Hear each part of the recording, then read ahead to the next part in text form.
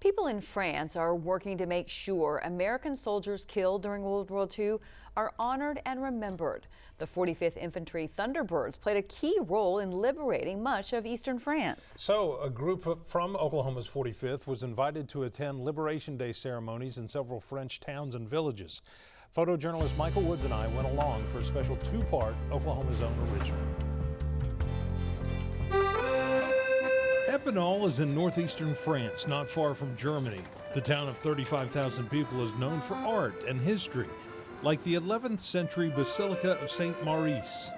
Epinal is a place where medieval mixes with modern. Just a few miles from the shops and restaurants in the city center, the revelry is replaced with reverence. For a Liberation Day ceremony at the American Cemetery in Epinal.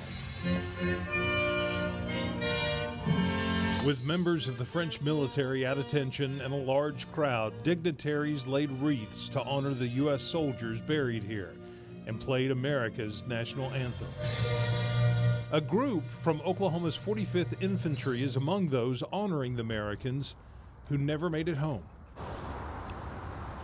Peaceful. Colonel Brad Carter is the Assistant Adjutant General for the Oklahoma National Guard. He's been to the American Cemetery in Epinal before, but each visit is moving. We serve so that we don't have to put more of these white crosses in the soil. The 5,252 white marble crosses at the American Cemetery in Epinal each prove freedom isn't free. This is just a fraction of those that sacrificed and gave everything. Turner Holloway from Hughes County, Oklahoma, left behind a young wife named Eva. Clarence Abney from Stratford was one of 11 children.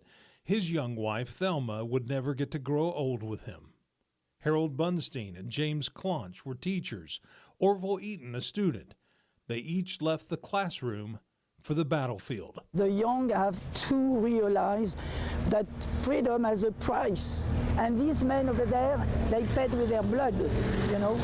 Leaders in France invited the group from Oklahoma to take part in Liberation Day ceremonies, not just at the American Cemetery, but also several other French towns and villages. Each has its own Liberation Day, its own events to say thank you.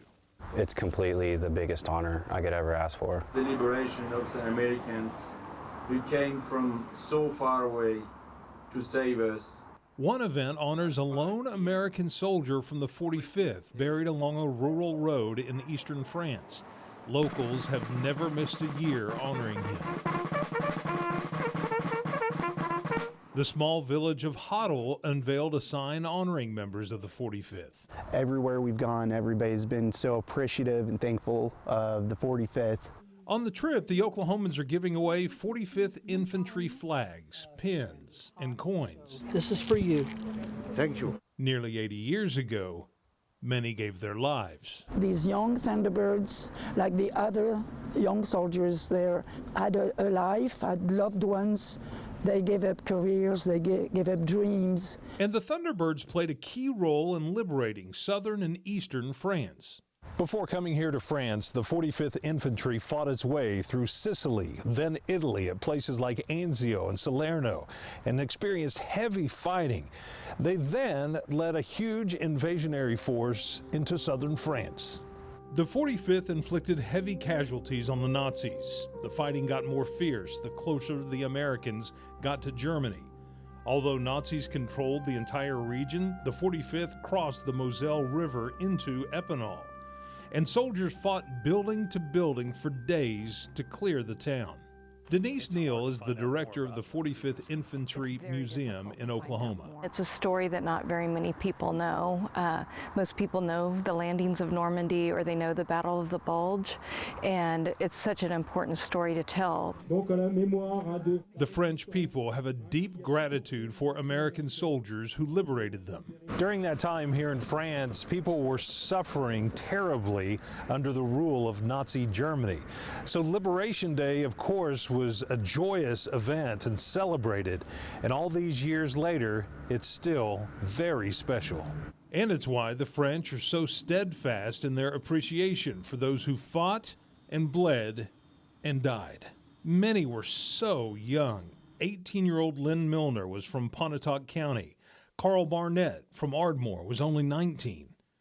Gerald Harp from Shawnee was a high school football star who married his high school sweetheart, Peggy. He was killed at 21 on his first day of combat. My mom was never the same. Diana Fleming was only 18 months old when her dad was killed in action. 5,000 miles from Epinal at her home in Asher, Oklahoma, Fleming shares what family members have told her about her dad and reads from a more than 70-year-old letter written in pencil from a fellow soldier describing her dad and how he was killed by a mine while trying to save injured soldiers. Everyone in our outfit liked Gerald as a staunch friend,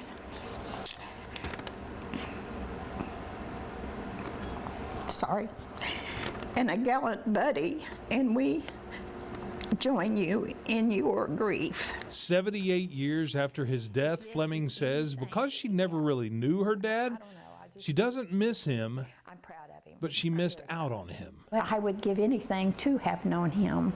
If she could talk to her dad, she'd tell him about his grandkids, that she's had a good life, and that she's proud of him. Someday, I'm going to meet him. The group from Oklahoma laid a wreath at Gerald Harp's grave in France. Gerald is not forgotten. And neither are the others, who fought for villages they'd never heard of and died so freedom-loving people could live in peace. War should not be taken lightly. I mean, this is the cost. We have got to continue telling the story. Tomorrow night, I'll introduce you to a remarkable woman we met in France who works tirelessly to make sure American soldiers at the American Cemetery are recognized and honored.